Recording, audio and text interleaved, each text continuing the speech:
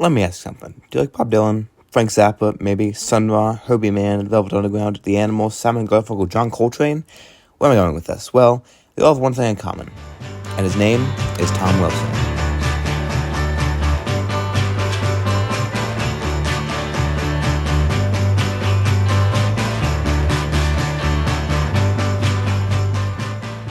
Waco, Texas, March 25th, 1931.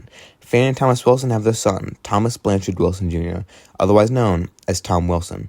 His upbringing was fairly nice, all things considered. His father was a wealthy man, and Tom ended up going to college twice, first at Fisk University and then to Harvard. While there, he became an avid member of the Harvard New Jazz Society. He also became a pivotal part of the Harvard radio station WHRB. He graduated in 1954, and what he did next would leave quite an impact on music. Imagine yourself here. You're out of college, all you know is jazz on the radio, and you need to do something. And, as we'd all do, he borrowed around $6,000 in today's money and started a record label.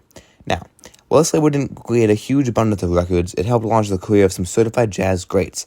Donald Byrd, Sun Ra, Doug Watkins, and Cecil Taylor all released albums under the label. But the actual releases of Transition aren't what made it great. It was the culture and the people that found their way into the studio that made it great. Some of the best jazz artists of all time have stepped foot in the label's doors. Charles Mingus, Yusef Lateef, Dave Coleman, but the most prestigious of them all, Tom only met 1 year later. Transition Records fell through finance-wise and had to close its doors in 1957, but that didn't matter to Tom. He had built up a reputation in the jazz scene, and he was determined to make it count. Arguably, his best work in the jazz scene came as not a label owner, but a producer. He started doing work for Sapphire Records and United Artists, and with them, he set the stage for the revolution he was about to make. He produced for Charlie Parker, John Coltrane, Booker Ervin, and he got to work with Sun Ra once more. His work in jazz was great on its own, but in 1964, something changed, and nobody was ready for the impact he was about to make. In 1963, Tom would join Columbia as a producer, and because of the reputation he had built up, Columbia tasked Tom with producing the second album by an up-and-coming artist named Bob Dylan. He was only producing the free will in Bob Dylan because the previous producer left, but that moment would be so important to music. This album was really what started it all for Dylan, and the Dylan-Wilson pair was truly a great duo. So great, in fact, that in 1964, Tom worked with Dylan again to make his landmark album, The Times They Are Changin'. This album has been talked about so much over the years, but this was the album that put Dylan in the spotlight. It was the anthem of the rebellious and a cry for change. Wilson also produced Bob Dylan's other 1964 album, Another Side of Bob Dylan. But besides this, he produced the first album for another soon-to-be-famous duo, Simon and Garfunkel. March 22nd, 1965, Bring It All Back Home released, and it started a truly incredible era for Dylan.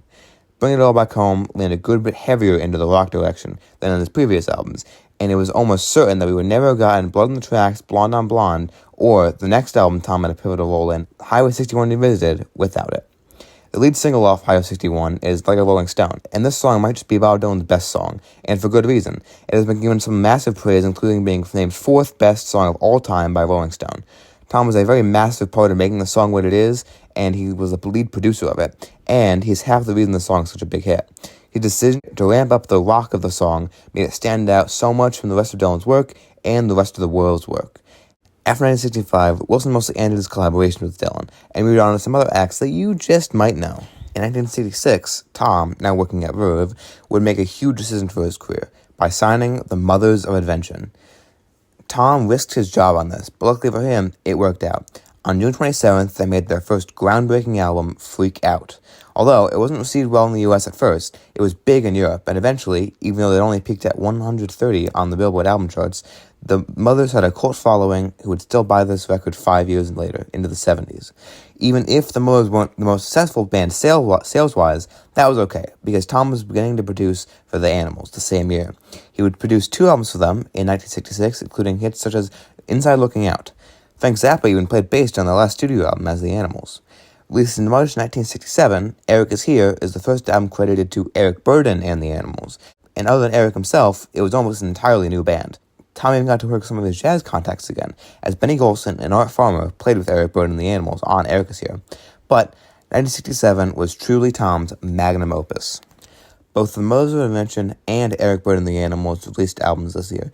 The Animals album is quite fondly remembered for the popular song San Franciscan Nights, and because it's a truly psychedelic experience. The Mothers of Invention album is quite similar to their first one in its complex themes and ideas. It's also quite revered by critics. The real beauty of 1967 for Tom Wilson, though, is these two new artists called the Velvet Underground and Nico. In 1967, Tom Wilson worked on an album that would forever change the landscape of rock, their debut album, The Velvet Underground and Nico. Although Andy Warhol was credited as the producer, John Cale, one of the band's members, credited Wilson as the true producer, as Warhol was absent for most of the recording sessions. The album was a groundbreaking and seminal work in rock music, featuring songs that explored themes of drug abuse and sexuality. It may not have achieved mainstream commercial success at the time, but it was an inevitable mark on the music industry. In the same year, Wilson also produced Nico's album, Chelsea Girl. This album showcased Nico's ethereal voice and featured songs that would become classics in the folk and rock genres. Wilson's touch on Chelsea Girl helped create an atmosphere and haunting collection of songs that would resonate with listeners for generations. Tom Wilson continued to make significant contributions to the music scene in 1968. He worked with the Velvet Underground once again, this time producing their album White Light, White Heat. This album took the band's experimental and avant-garde tendencies to new heights and is considered one of the most groundbreaking works. Additionally, Wilson played a key role in the production of the Mother's Invention album, We're Only in It for the Money. This album exemplified the Mother's unconventional approach to rock music and social commentary. Beyond these well-known acts, Wilson's influence extended to smaller bands in the psychedelic music scene. He co-produced the debut album of Soft Machine, a band known for the fusion of rock and jazz. Wilson's expertise in blending different musical styles was evident in this production. In 1968, he produced Get It On by the Fraternity of Man, which embraced the counterculture ethos of the time.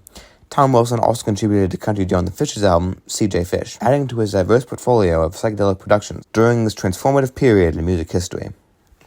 As the 70s dawned, Wilson's production career began to wane.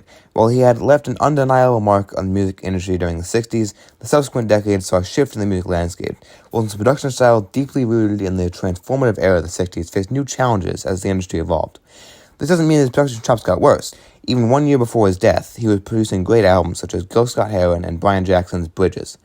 Tragically, on September 6, 1978, Tom Wilson passed away due to a heart attack at the age of 47. His untimely death marked the end of an era in the music industry, leaving a void that few could fill. Wilson's contributions to music during the 60s have been monumental, shaping the careers of legendary artists and playing a pivotal role in defining the sound of the era. Tom Wilson's impact on the music world was immeasurable. His ability to seamlessly blend genres, experiment, and discover new talent left a very large mark on the history of popular music. Today, his influence continues to be felt as artists and producers draw inspiration from his work, ensuring that Tom Wilson's name remains synonymous with creativity, innovation, and the spirit of musical exploration. Hey, listen, I'm not forcing you to do anything, but if you've made it this far in this video, I'd imagine that you were as enthralled by the life of Tom Wilson as I was. And something I think is absolutely wild is that Tom isn't in the Rock and Roll Hall of Fame. People over at Keep Waco Loud in Waco, Texas, Tom's hometown, made a prediction a few years ago to get him into the Hall. But sadly, it hasn't panned out. But if everybody that watched this video went and signed, there's a chance that we can get him in there. And by this point, I think we all agree he deserves it. The petition will be in the description and in the pinned comment. Go sign. Hey, if you like the video, leave a like, and if you want to see more, you can subscribe. And that'll be it for me. See you next time.